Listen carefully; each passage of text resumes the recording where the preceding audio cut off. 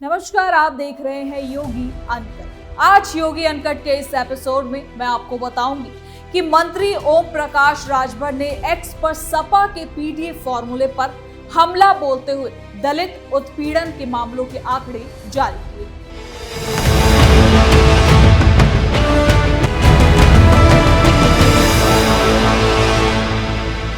उत्तर प्रदेश की राजनीति में इन दिनों एक नया सियासी संग्राम छिड़ गया है।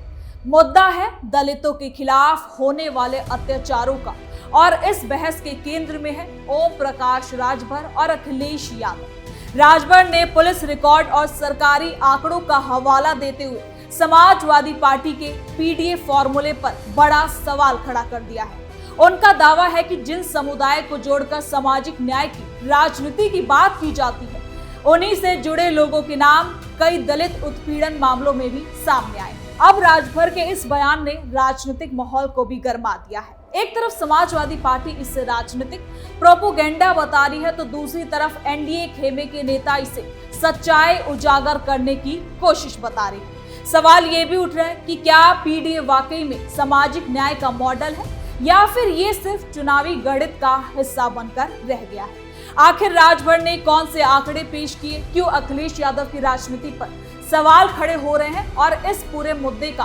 उत्तर प्रदेश की राजनीति पर क्या असर पड़ सकता है। तो चलिए योगी अनकट में बिना किसी काट छाट के जरा विस्तार से समझते हैं क्या है ये पूरी।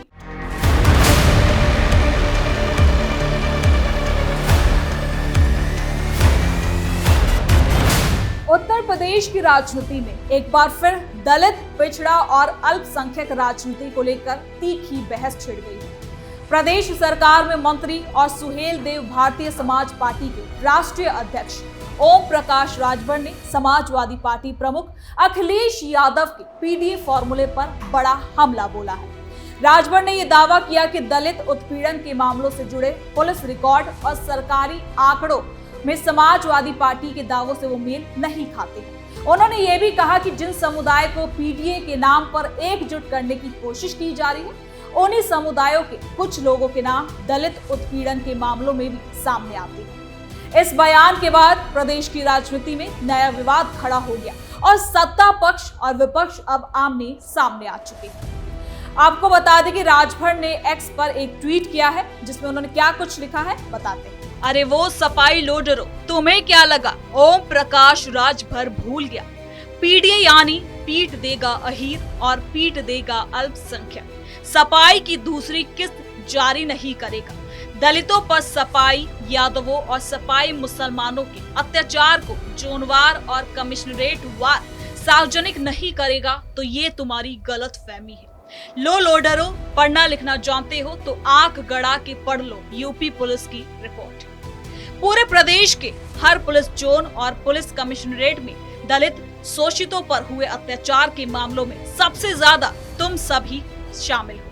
पहले गोरखपुर से ही शुरू कर रहा हूँ। कल एसी में बैठ के पीसी किए थे ना तुम्हारे विलायत वाले भैया जी अखिलेश यादव कि गोरखपुर में दलितों पर सबसे ज्यादा अत्याचार हुआ है। इसलिए सबसे ज्यादा हुआ क्योंकि यहाँ भी तुम महा उज्जड़ और अपराधी प्रवृत्ति वाले लोडरों के कारनामे ही सबसे ज्यादा चीख रहे हैं। इसके साथ ही वो कुछ आंकड़े भी पेश करते हैं। ओपी राजभर का कहना है कि समाजवादी पार्टी लगातार पीडीए की राजनीति कर रही है और दावा करती है कि वो दलितों, पिछड़ों और अल्पसंख्यक की सबसे बड़ी हितैषी है। लेकिन जब अपराध के आंकड़ों को देखा जाता है तो तस्वीर कुछ अलग नजर आती है। दलितों के खिलाफ अत्याचार के मामलों में कई बार ऐसे लोगों के नाम सामने आते हैं जिन्हें समाजवादी पार्टी अपना सामाजिक आधार मानती है। राजभर ने आरोप में ये भी कहा कि अखिलेश यादव केवल नारेबाजी ही कर रहे हैं, जबकि जमीन पर वास्तविक स्थिति कुछ और ही कहती है। ओपी राजभर के ये हमले ऐसे समय में शुरू हुए जब उत्तर प्रदेश में राजनीतिक दल अपने अपने सामाजिक समीकरण मजबूत करने में जुटे हुए। 2027 विधानसभा चुनाव भले ही अभी दूर हो, लेकिन राजनीतिक गतिविधियां तेज हो चुकी हैं। सभी दल अपने वोट बैंक को मजबूत करने और नए वर्गों को अपने साथ जोड़ने की रणनीति बना रहे हैं। वहां इसी दिशा में पीडीए का मुद्दा भी लगातार सुर्खियों में आ चुका है। पीडीए की राजनीति पर सवाल, यूपी की सियासत में भूचाल। समाजवादी पार्टी ने पिछले कुछ सालों में पीडीए को अपनी प्रमुख राजनीतिक रणनीति के रूप में पेश किया है। पार्टी का कहना है कि पिछड़े, दलित और अल्पसंख्यक वर्गों को एक मंच पर लाकर सामाजिक न्याय की लड़ाई को मजबूत किया जा सकता है। अखिलेश यादव कई बार सार्वजनिक मंचों से कह चुके हैं कि पीडीए केवल चुनावी नारा नहीं बल्कि सामाजिक बदलाव का अभियान है। उनका दावा रहा है कि बीजेपी सरकार के दौरान इन वर्गों की समस्याएं बढ़ी हैं और उन्हें उनका प्रतिनिधित्व हक नहीं मिला है। तो वहीं दूसरी तरफ एनडीए के सहयोगी दल और बीजेपी नेता लगातार इस फॉर्मूले पर सवाल उठा रहे हैं। उनका कहना है कि पीडीए केवल राजनीतिक लाभ हासिल करने की कोशिश में है और इसका वास्तविक सामाजिक न्याय से कोई लेना देना ही नहीं है। ओम प्रकाश राजभर का ताजा बयान भी इसी राजनीतिक संघर्ष का हिस्सा माना जा रहा है। तो वहीं राजभर ने यह भी कहा कि अपराध को लेकर दोहरे मानदंड नहीं अपनाए जाने चाहिए। अगर किसी दलित के साथ गलत होता है तो उसके खिलाफ कार्रवाई होनी चाहिए, लेकिन राजनीतिक लाभ के लिए केवल चुनिंदा घटनाओं को उठाना भी सही नहीं है। आरोप है कि समाजवादी पार्टी कुछ मामलों को बढ़ा चढ़ाकर पेश करती है, जबकि कई मामलों पर जो उनके वोट से जुड़े होते हैं उस पर वो चुप्पी साध लेती है। इस पर राजनीतिक जानकारों का भी मानना है कि विवाद केवल आंकड़ों तक सीमित नहीं है, बल्कि इसके पीछे बड़ा राजनीतिक संदेश भी छिपा हुआ है। उत्तर प्रदेश की राजनीति लंबे समय से जातीय और सामाजिक समीकरणों के इर्द गिर्द ही घूमती रहती है। दलित, पिछड़ा और मुस्लिम वोट बैंक किसी भी चुनाव में निर्णायक भूमिका निभा सकते हैं।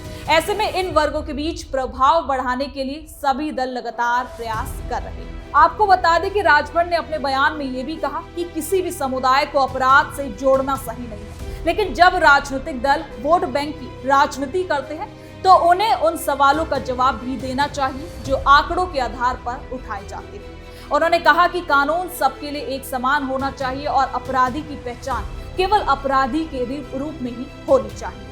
इसके साथ ही समाजवादी पार्टी की ओर से राजभर के आरोपों को राजनीतिक बयानबाजी बताया गया है। पार्टी नेताओं का कहना है कि बीजेपी और उनके सहयोगी दल विपक्ष के बढ़ते प्रभाव से घबरा गए, इसलिए वो पीडीए जैसे मुद्दों को बदनाम करने की कोशिश में जुटे हुए हैं। सपा नेताओं का दावा है कि दलितों, पिछड़ों और अल्पसंख्यकों के बीच पार्टी की स्वीकार्यता लगातार बढ़ती जा रही है और यही बात विरोधियों को परेशान अब करने लगी। इसी पर राजनीतिक जानकारों का मानना है कि आने वाले समय में उत्तर प्रदेश की राजनीति में सामाजिक न्याय, जाति प्रतिनिधित्व और कानून व्यवस्था जैसे मुद्दे प्रमुख हो सकते हैं। पीडीए को लेकर छिड़ी बहस भी इन्हीं मुद्दों के इर्द गिर्द घूमती नजर आ रही है।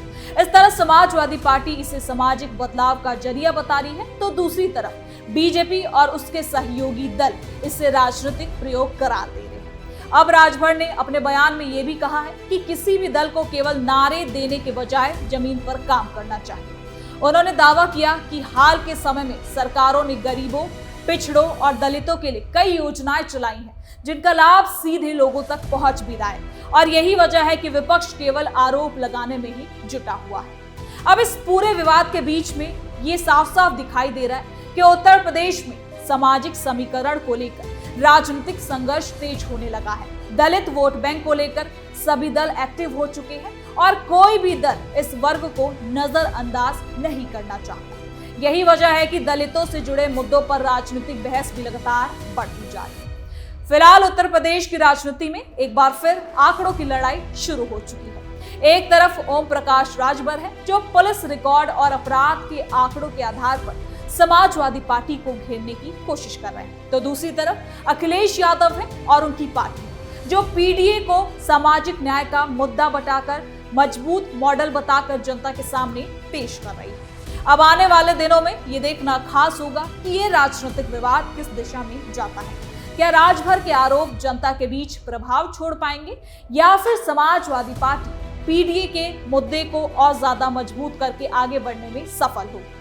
फिलहाल इतना तो तय है कि उत्तर प्रदेश की राजनीति में दलित, पिछड़ा और अल्पसंख्यक समीकरण एक बार फिर से केंद्र में आ चुका है और इस मुद्दे पर सियासी घमासान भी अब थमने वाला नहीं। तो फिलहाल के लिए योगी अनकट में इतना ही। देखते रहिए कैपिटल टीवी उत्तर प्रदेश। कल फिर मिलेंगे नई खबर के साथ। धन्यवाद।